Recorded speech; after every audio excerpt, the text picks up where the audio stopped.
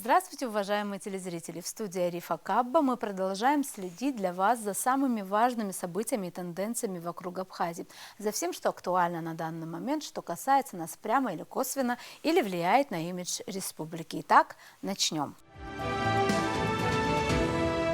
Одним из самых заметных событий в мире в первую декаду января стала, пожалуй, ситуация в Казахстане, которая выросла из, казалось бы, небольшой акции протеста в городе Жанаозе на западе страны. 2 января жители города, около 1000 людей, вышли на митинг против повышения цен на сжиженный газ. Очень быстро эту акцию протеста поддержали и другие города и населенные пункты. Постепенно требования протестующих стали нарастать, они стали политическими. Чтобы как-то стабилизировать ситуацию в стране, президент Казахстана Токаев решил вернуть прежние цены на сжиженный газ и, возложив всю вину за случившееся на правительство, отправил его в отставку. Однако это не привело к всеобщему спокойствию. Более того, ситуация стала ухудшаться, стали учащаться столкновения протестующих с силовиками. Многие пострадавшие стали обращаться в больницы за помощью. Повсюду в стране исчез интернет, не работали социальные сети и мессенджеры. Апогей событий пришелся на 5 января, когда была полностью разгромлена, а позже сожжена мэрия Алматы. Вот так выглядит это здание сейчас. Также подвергся атаке аэропорт, а уже после началась волна мародерства. Были разграблены крупнейшие магазины и супермаркеты. В своем выступлении президент Токаев назвал все происходящее террористической атакой, организованной извне, и дал ясно понять, что считает это внешней угрозой, и воззвал за помощью к странам ОДКБ. И после этого в страну начали въезжать военные подразделения ОДКБ, в частности российские миротворцы, и президент Казахстана объявил начало антитеррористической операции. Цитата. «Обращает на себя внимание высокая организованность хулиганствующих элементов. Это свидетельствует о тщательно продуманном плане действий заговорщиков, которые мотивированы финансово. Именно заговорщиков. Поэтому, как глава государства и с сегодняшнего дня председатель Совета Безопасности, я намерен действовать максимально жестко. Это вопрос безопасности нашего государства. Уверен, народ меня поддержит», сказал Токаев в обращении к нации. Происходившее в Казахстане напоминало настоящие боевые действия со стрельбой на поражение, с ранеными и погибшими. Остановить все это мало что могло, не подействовало и смещение Нурсултана Назарбаева с поста руководителя Совета национальной безопасности. Ни отставка правительства не заставили протестующих прекратить штурмы административных зданий, аэропортов и других стратегически важных объектов. Российский МИД обозначил позицию Москвы так, цитата. «В случае необходимости будут выработаны дальнейшие эффективные шаги, прежде всего по содействию проведению правоохранительными органами Казахстана контртеррористической операции, обеспечению безопасности всех мирных граждан этой страны без исключения, а также жизненно важных объектов критической инфраструктуры, их разблокированию и возвращению под контроль казахстанских властей». На заявление Токаева ответили и в Белом доме, дав понять, что намеки на внешнюю организацию протестов безосновательны. Заявление в связи со сложившейся ситуацией в Казахстане сделал президент Абхазии Аслан Бжаня, в котором, в частности, отметил, что обеспокоен событиями, происходящими в Республике Казахстан в последние дни. Протестные акции, переросшие в откровенное насилие и погромы, оказывают разрушительное воздействие на жизнь граждан Республики Казахстан. Также президент выразил поддержку стремлению законного руководства Республики Казахстан восстановить правопорядок и обеспечить безопасность граждан страны. Считаем неприемлемой практику незаконного иностранного вмешательства во внутренние дела суверенных государств, нацеленного на дестабилизацию общественно-политической ситуации и последующий вооруженный захват власти, контролируемый извне группировками, говорится в заявлении. О событиях в Казахстане, о том, почему так молниеносно экономические требования сменились на политические и какие уроки дает Алмата, мы решили побеседовать с политологом Николаем Трапш. Николай, здравствуйте. Здравствуйте.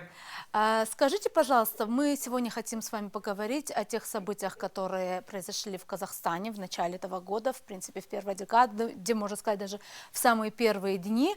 Как вам кажется, вот первый мой вопрос, почему экономические требования так быстро и как бы перетекли в политические? Вот в чем причина?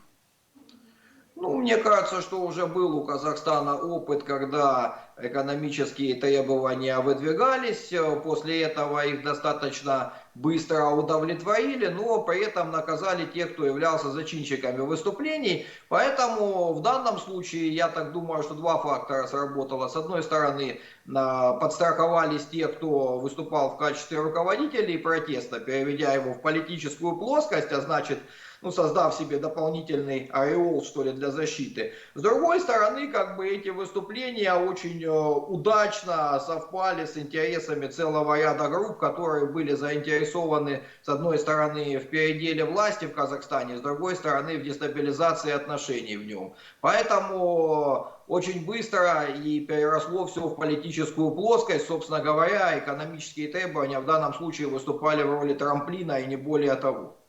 То есть, как я понимаю, вы имеете в виду, что вот изначальные требования по снижению цены на сжиженный газ были просто, как бы, эти требования, ими воспользовались руководители оппозиции Казахстана. Это ли вы имеете в виду? И как бы перетекло все в иную политическую плоскость? Ну, я бы сказал таким образом. Вот мы на постсоветском пространстве регулярно наблюдаем рост самых разных тарифов. Если бы каждый рост тарифов вызывал политическое выступление, то у нас бы тут власть менялась во всех субъектах и во всех как бы, образованиях государственных на постсоветском пространстве чуть ли не раз в полгода. Здесь совершенно очевидно, что тут не только оппозиция, но и внутри самой власти существовали разногласия определенные, которые власть и те группировки, которые как бы были заинтересованы в ее перераспределении, использовали в своих интересах.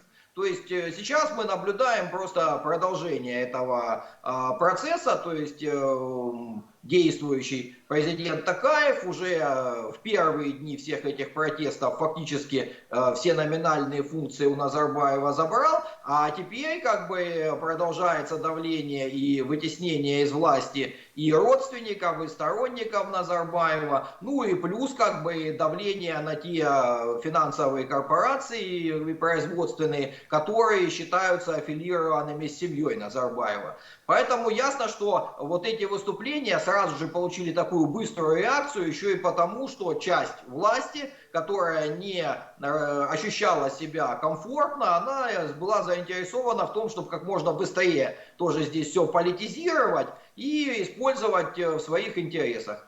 А что касается оппозиции, то мы не видим в данном случае в Казахстане какой-то очень организованной оппозиции. На эту роль претендуют там самые разные люди, большинство из которых находится за пределами Казахстана и как бы связь поддерживает время от времени. Скорее, это вот как в случае бывает там со всякими террористами, кто-то на себя берет ответственность. Неважно, он это осуществлял, не он, зато пиар-акция прекрасная. Напомнить о себе, о своем существовании.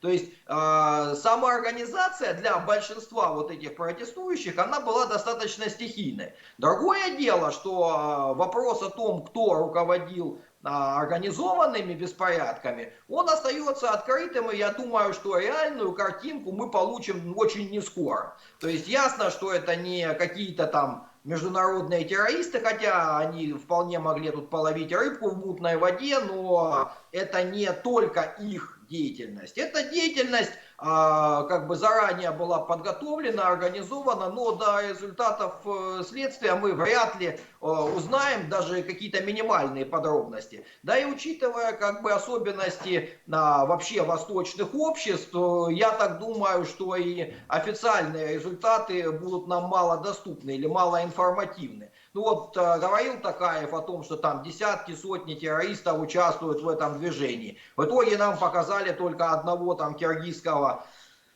собственно говоря, даже и не террориста, и даже не общественного деятеля, и не активиста, а показали человека, который, ну, в общем, случайно достаточно в эту всю мясорубку попал. Поэтому совершенно для меня очевидно, что здесь как бы истинных, даже не кукловодов, а реальных участников и организаторов на местах мы не узнаем.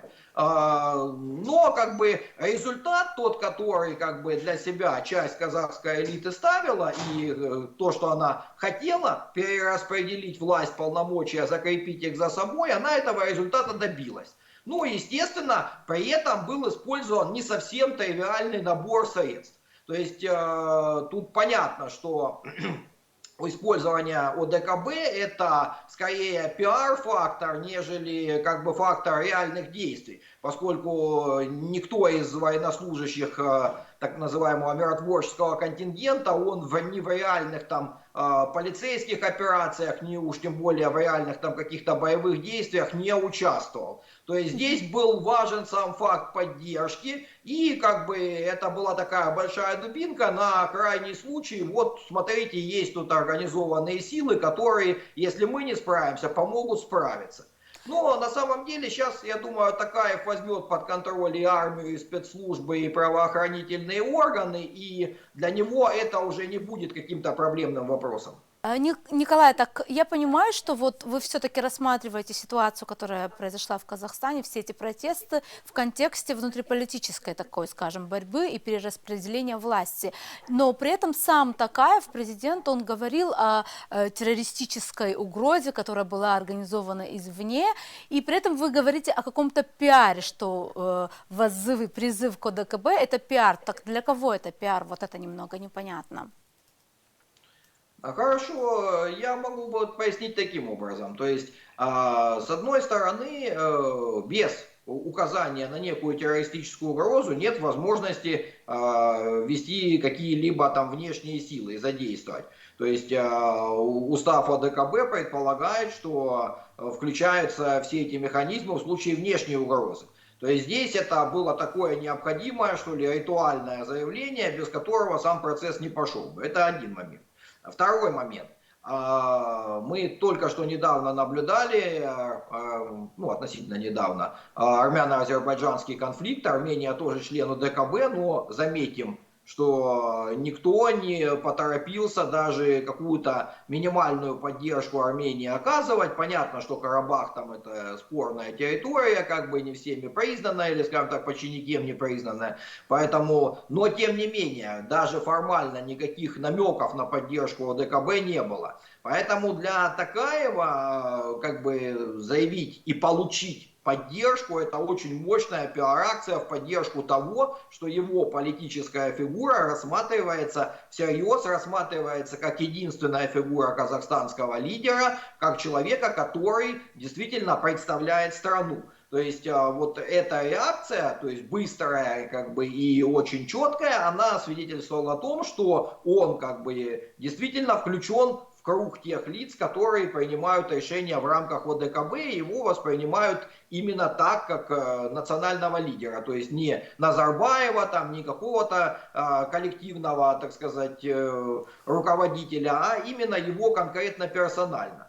Вот. И возвращаясь, да, я действительно считаю, что это в первую очередь внутриполитический процесс, и не только потому, что без заявлений о терроризме нельзя было бы ввести войска ОДКБ, но и потому, что действуют там реальные террористы, а мы наблюдали их деятельность в самых разных регионах и под самыми разными как бы флагами и лозунгами, ситуация бы затянулась очень надолго, потому что, как правило, это хорошо организованные группировки, которые не рассчитывают на то вооружение, которое можно в местном отделе полиции или милиции или там государственной безопасности захватить, которые имеют потом практику перемещения в труднодоступные районы и ведения партизанской войны, пока мы ничего подобного не наблюдаем. То есть был как бы двухфазный такой протест, то есть протест с одной стороны стихийный, который направили в нужное русло, с другой стороны он зато тем перешел в такой уже протест на грани бунта, в котором, как всегда, как бы выявляются там самые разные действующие лица и участники, но в любом случае и те, кто направлял этот протест, и те, кто пользовался этой ситуацией для решения своих интересов, это внутренние фигуры в самом Казахстане. Поэтому мы опять же не слышали никаких особо там громких заявлений со стороны там ни Китая, там, ни Соединенных Штатов Америки, ни Евросоюза. Ну, необходимые и достаточные речи, и не более того. Будь это инспирированный извне процесс, очевидно, что те, кто выступал бы в роли кукловодов, они развили бы очень широкую информационную активность. Мы здесь этой активности не видели. То есть ясно, что это внутренние разборки, но понять их реальную глубину и вот понять реально, что там внутри происходит, достаточно сложно, и вряд ли мы все детали узнаем. Понятно. Николай, спасибо вам большое за ваши интересные комментарии. Другой важной и еще более близкой, по крайней мере территориально для нас темой являются итоги встреч Россия-НАТО. Стоит отметить, что в таком формате встречи не проводились уже больше 2 лет. В ходе этих встреч Россия пытается добиться от НАТО и его членов, в первую очередь от США, юридических гарантий своей безопасности. Ее ключевое требование – отказ Альянса от дальнейшего расширения на восток. Однако и США, и НАТО последовательно заявляют, что не могут решать судьбу других стран без их участия и что не могут запретить им вступить в альянс. Первая встреча прошла в понедельник в Женеве. На ней представители России обсуждали вопросы безопасности с представителями США. Из итоговых заявлений сторон стало ясно, что добиться существенного прогресса им не удалось. В то же время представители обеих сторон называли разговор открытым и прямым, а замминистра иностранных дел России, представлявший на этой встрече Москву, назвал ситуацию небезнадежной. Генеральный секретарь НАТО Йенс Столтенберг в очередной раз повторил, что каждое государство должно самостоятельно решать, вступать ли ему в альянс. Он отметил наличие у НАТО серьезных разногласий с Россией и признал риск возникновения нового вооруженного конфликта в Европе. Аналогичную позицию заняла представитель Госдепартамента США Уэнди Шерман. В свою очередь, российская сторона в очередной раз отметила неготовность обсуждать вопросы безопасности по отдельности и продолжила настаивать на том, чтобы все ее требования рассматривались единым пакетом. Минобороны России назвало 3 вопроса, которые считает ключевыми: гарантии нерасширения НАТО на восток за счет Украины и других стран, обязательства о неразмещении в Европе новых американских ракет средней и меньшей дальности и ограничения военной деятельности в Европе. В связи с вышесказанным стоит также отметить, что на последней пресс-конференции министра иностранных дел России Сергея Лаврова было также отмечено, что Россия не намерена отказываться от своих требований относительно нерасширения НАТО на восток за счет Украины и других стран. Не прекращаются попытки искусственно расширять состав НАТО, втягивать туда Украину. Недавно прозвучали интересные заявления от руководства Альянса и США о том, что скандинавские страны, не являющиеся членами НАТО, будут приветствоваться. Попытки искусственного заманивания и расширения этой структуры, потерявшей смысл своего существования после Холодной войны и исчезновения Варшавского договора, продолжаются, заявил Лавров. Главный российский дипломат сделал и другое интересное заявление, имея в виду Грузию. Лавров отметил, что Москва рассчитывает на вовлечение Тбилиси в переговорный формат 3+3, который подразумевает объединение стран Южного Кавказа, Грузии, Армении и Азербайджана, а также 3 региональных держав – России, Турции и Ирана. В Грузии, однако, не намерены прислушиваться к мнению Москвы и вовсю готовятся ко вступлению в НАТО. В одном из аналитических материалов на тему было подсчитано, что в прошлом году было проведено 15 встреч руководства Грузии с руководителями Североатлантического альянса, а в этом запланировано 25 встреч. Пожалуй, это все темы, на которых мы хотели бы заострить ваше внимание сегодня. До новых встреч в эфире.